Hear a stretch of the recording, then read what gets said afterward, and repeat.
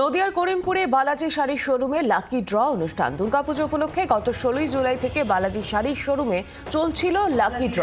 1000 টাকার কেনাকাটা করলেই লাকি কুপন পাচ্ছিলেন ক্রেতারা।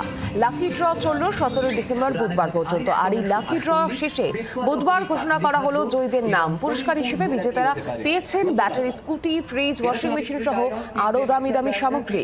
অনুষ্ঠানে উপস্থিত ছিলেন এলাকার বিধায়ক বিমলেন্দু সিংহ রায় সহ অনেকে। শুধু আমরা জিতলেই হবে না, কাস্টমার যেখানে স্যাটিসফাইড হবে, কাস্টমার জিতলে পরে আমাদের জিত। তো এই কথা মাথায় রেখেই আমরা গত 2 বছর ধরে এই লাকি ড্র কুপনের এই খেলাটা চালু করেছি। আমাদের মেন আউটলেট হচ্ছে রানাঘাট ব্রাঞ্চ, তারপরে বেথুয়াডহরি, তারপরে করিমপুর, এটা নতুন হয়েছে এবছর।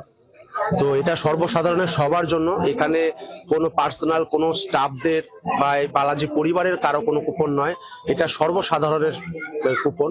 তো এর মাধ্যমে লাকিতে যাদের কপালে যেটা উঠবে সেই হিসাবে কিন্তু আমরা এটা করেছি সর্বসাধারণের সবার জন্য। বাংলার আওয়াজ, বাঙালির আবেগ, জি 24 ঘন্টা।